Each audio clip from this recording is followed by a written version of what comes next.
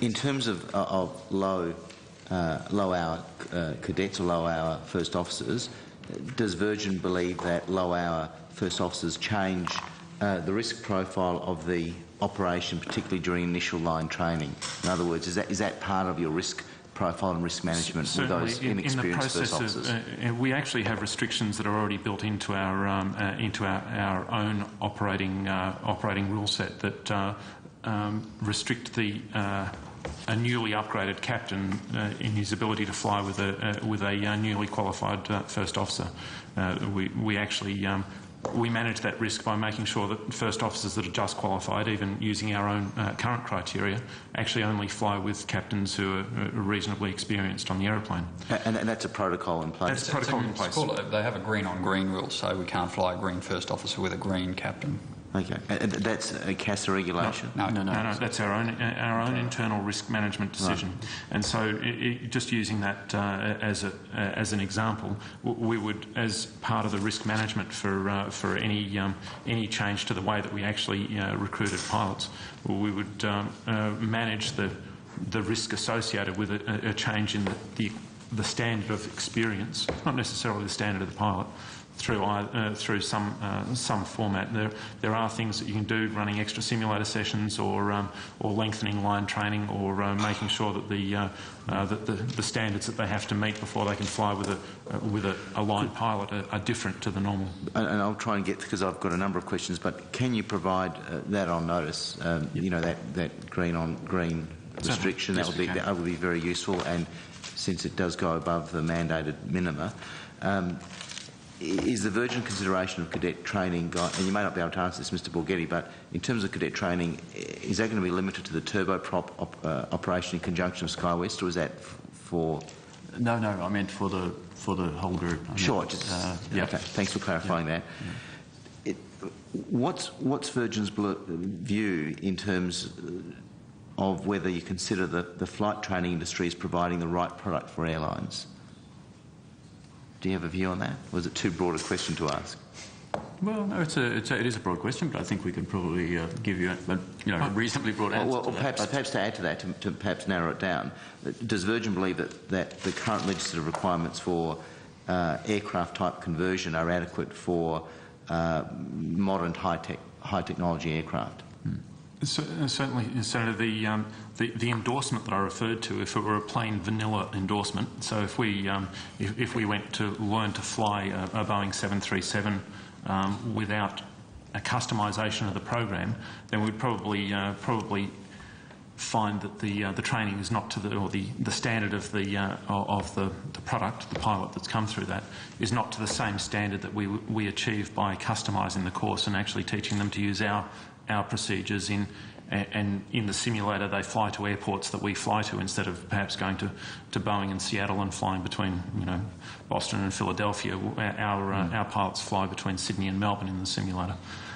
So in terms of the actual course that you've discussed, or the training, if you like, the endorsement training, it's possible to take a pilot who's taken a plain vanilla endorsement and provide added training to get them competent to operate in our area, but it's actually advantageous for us to modify the simulator training package such that when they've come out of the simulator training, they're familiar with how we operate the aeroplane, where we operate the aeroplane, and the slight variations from the way we might operate the aeroplane to the way that Boeing might for other customers. I mean, do you have a view about the pay for training model? There's been a lot of criticism about that. I mean, how many, they get their endorsement through a pay for, they pay for their training. How many pilots do you recruit from those sorts of flying schools? No, I don't know when we would actually have last done that. No. I'll take that on notice to find out when we actually last. It's certainly not our standard. And we heard from one flying school where they say that they actually give people their money back because they don't want to feel that they're under any pressure to pass them, whereas I think other flying schools don't do that, and I think that's an area of concern. Can I just go to, and this relates to a report that was in the Australian yesterday, I think it's been doing the rounds recently in the aviation industry. It's about a report out of India about the headline in the report in the Australian so was Delhi to investigate 4,500 pilot licences. There was a concern there about widespread fraud of endorsements and licences. To the extent that you take on any pilots from overseas, are there what checks take place? And I'm not, that has loomed as a significant issue, and I think the Indian regulatory authorities are having this check of 4,500 licences to ensure that endorsements are appropriate, that there hasn't been any fraud involved in the obtaining of those licences. Yeah, perhaps I'd refer to Stuart for the checks that we actually conduct during the initial phase.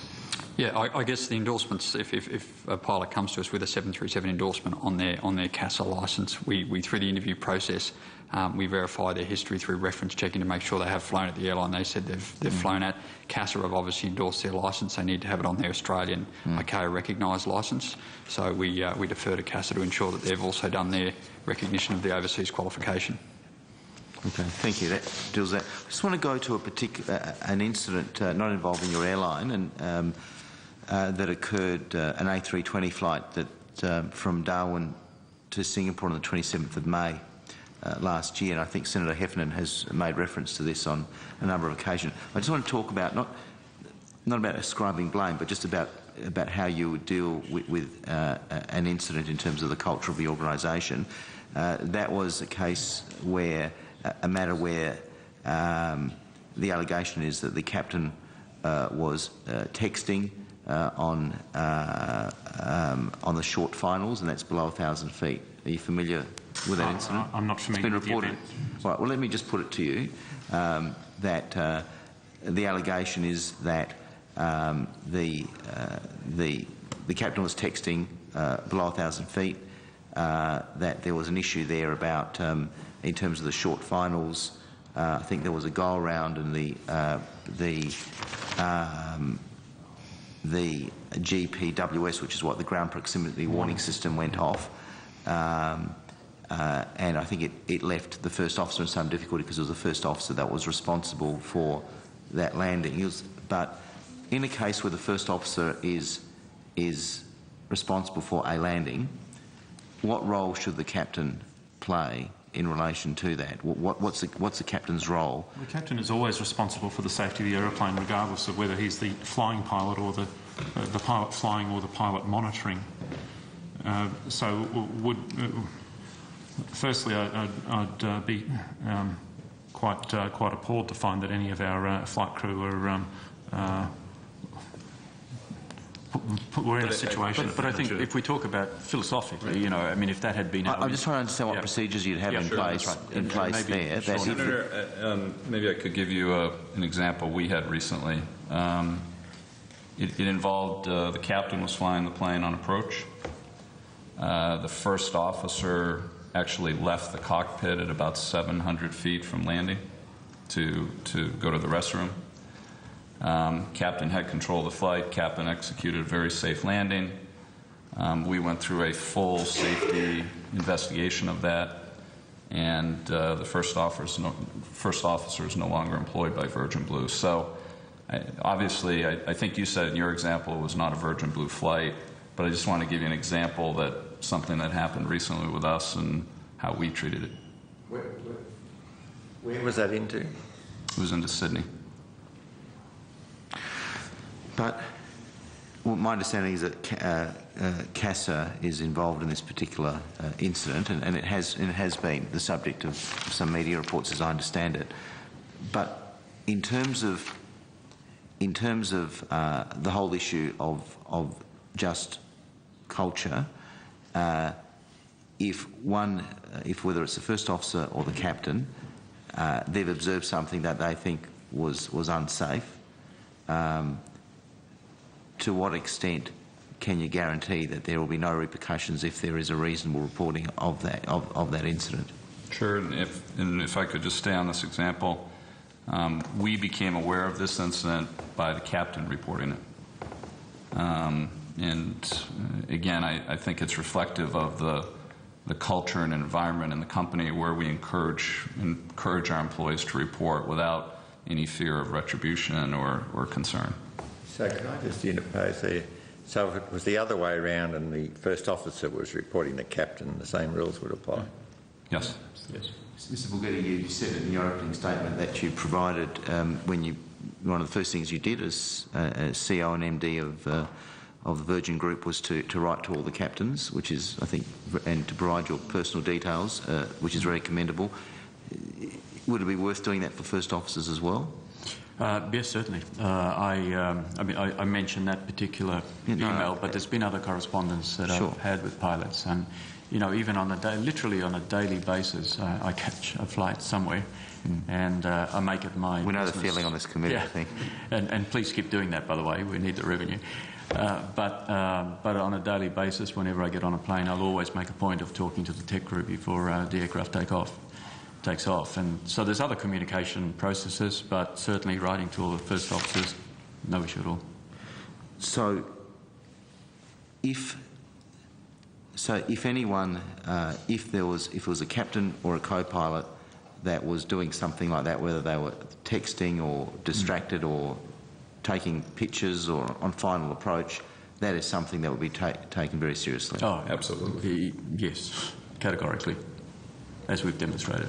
Can I just go to an instance, and internally in Australia, I don't want to flag the actual incident, but flying out of a fairly long leg in Australia into a major southern city, starting with the first pilot, the first officer, they were on final, and the first officer noted the wheels weren't down, and they were under the threshold, and made this observation to the captain, who said, "We'll get the wheels down and land," and the first officer said, "No, we won't, we're going round and go full power."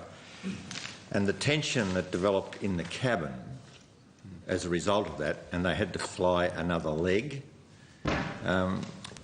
Senator, we actually, and just to jump in with our process, is that any time there is an incident on any of our aeroplanes of an operational nature, we make our crew immediately subject to operational clearance, which is just our words to describe the fact that the pilots can't fly any further. And the reason that we do that is not just it's not a punishment, and we've actually been very clear about the fact that if you have an incident and report it, you'll be made subject to operational clearance, and it's not punitive. It's so that we actually have the chance to talk to you, so that we actually have the chance to make sure that there's nothing lurking in the relationship between the two pilots or between the pilots and the cabin crew. And so the way that we do deal with that, and so an example of that nature, and that particular example hasn't occurred to us, but where we actually find that there's been tension within the crew, and that would be that captain to first officer, or flight crew to cabin crew, or in fact flight crew to ground crew as well. We use the same process, and that is that we'll do the safety investigation if it's a safety incident, and that's held completely separately to any other investigation of a disciplinary nature if there's willful misconduct or willful negligence. But the general approach we take is that we refer this to a mediation process through our human factors or non-technical skills department, so that they actually get the players in a room and actually work through where the hot spots were, whether there was miscommunication, or whether somebody had a baby crying at home all night and so they didn't sleep very well, or whatever might have been contributory, because it's impossible at the heat of the moment to make sure that everyone completely understands the circumstances of the others involved. And all human endeavour has some failure, so I guess we've got to allow for the failure. And the difficulty with the person I was talking to about that was they didn't think it was appropriate because of the tension that developed to fly the next leg together, and they were pretty disappointed with that. And that wouldn't have happened in Virgin Blue. We would not have allowed the pilots to fly together again until such time as we'd had the opportunity to manage that issue. So we received evidence, sorry, Senator Xenophon, we received evidence earlier from a flying academy, university-based, I think it was, of a proposed 3